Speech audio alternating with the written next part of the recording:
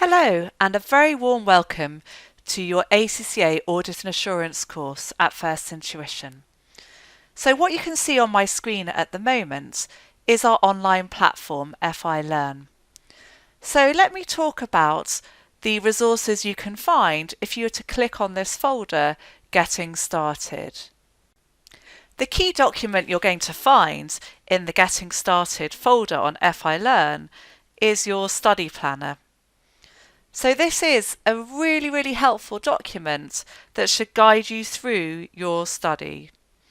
So you can see that with the Audit and Assurance exam, the key to success is question practice. So it's all about application of your knowledge to scenarios, and you'll only acquire those application skills if you practice questions.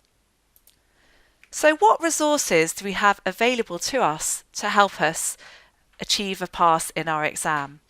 So we have the First Intuition course notes, we have a question bank, and you're going to get these in hard copies. So these course notes are going to be the key to acquiring the knowledge you need to pass the exam, and they are supported by pre-recorded online lectures, and I'll show you how to find those in a moment on FI Learn. But what you're also going to find is that there are tutor debriefs of some of the questions in the question bank, and you'll find that in your question bank that the questions that have a debrief by them have got an icon next to them, so that you can know you can find a recording on FI Learn that will debrief the questions. And as it says here, the real temptation when you're doing the AA question practice, because they're wordy questions, is just to read them, quickly think about them, and then have a look at the answer in the back and think, oh yes, I would have written that myself. But the key is to always attempt the question fully first before you look at the answer and listen to the debrief. So a couple of tips there on question practice. Now, the most important section of the study planner is actually the timetable, which breaks down how much time you should spend on roughly on the course in each of your study sessions. So in total, it's a minimum of 26 hours of work. Bear in mind you'll need to take it at your own pace. Different people work at different paces, and they'll need to record press pause in the lectures at different points in time.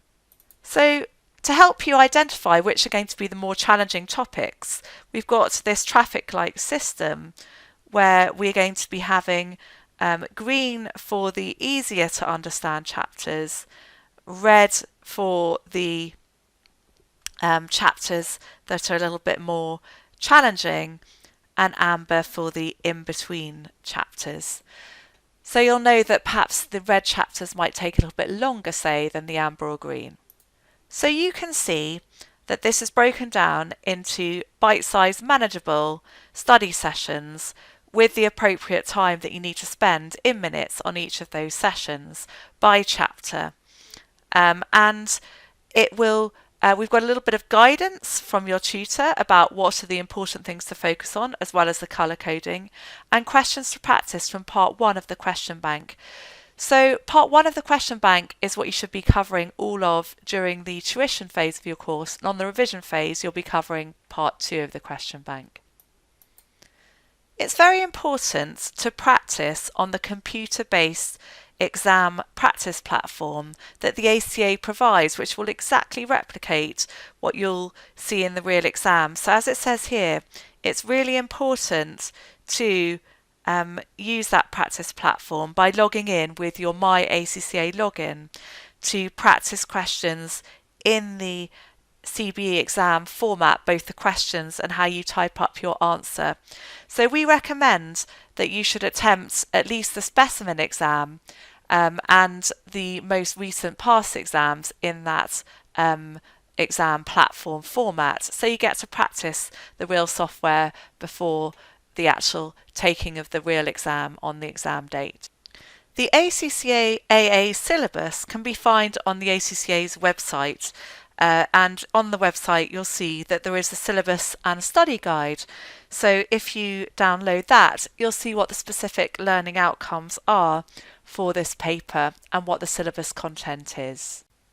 Returning now to FI Learn, let's click on one of the chapters. So if we click into chapter 1, for example, each of the 5 chapters on FI Learn for AA work in the same way.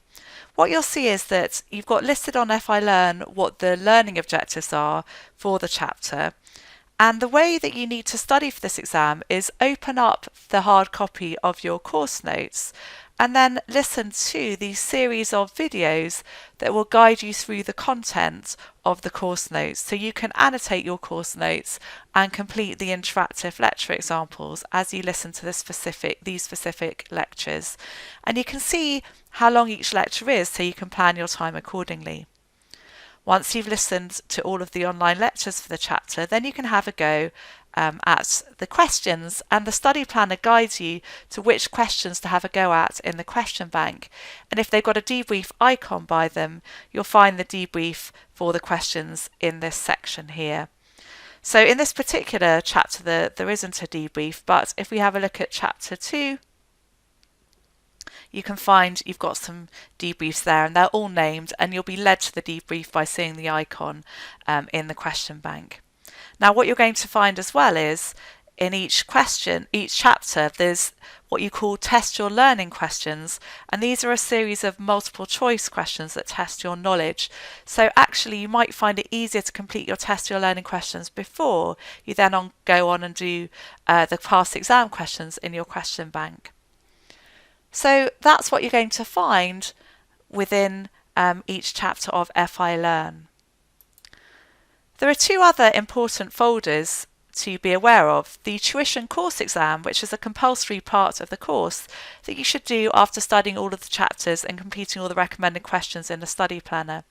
And our statistics show that students who complete the course exam and the revision exam have a significantly higher pass rate than those that don't. And that's just those that attempt them. So don't worry if you don't pass the tuition exam. Actually doing the exam will increase your chances of passing. And don't worry if you need to take a bit longer than the time available. That's fine, and if you need to have the notes open to help you with it, that's fine as well. Then you can just gradually build up to doing the revision exam and your revision phase to time and with your notes closed. And if we click on our reference resources folder, we'll see that in here we've got PDFs of our hard copy materials, the course notes and question banks. And you also have a study text, which is a useful source of reference if you want some more background reading only, but you don't need to read this to pass the exam. So all that remains now is for me to just talk through the AA exam. So this is a screenshot here of the from the study guide on the ACCA's website. So it is a 3-hour exam. So we've got 180 minutes. So therefore we've got 1.8 minutes a mark. So it's important to work out how long you have to attempt each question. In the exam, we have got 2 sections. In section A, we've got 3 10-mark questions, and they are case-based questions, so they will contain a scenario. So these can come from anywhere in the syllabus. So because they're 10 marks, you're going to have 18 minutes for each of those. And then each question contains 5 objective test questions worth 2 marks each. So on average, you're going to be spending 3.6 minutes, i.e. 2 lots of 1.8 minutes on each of those questions.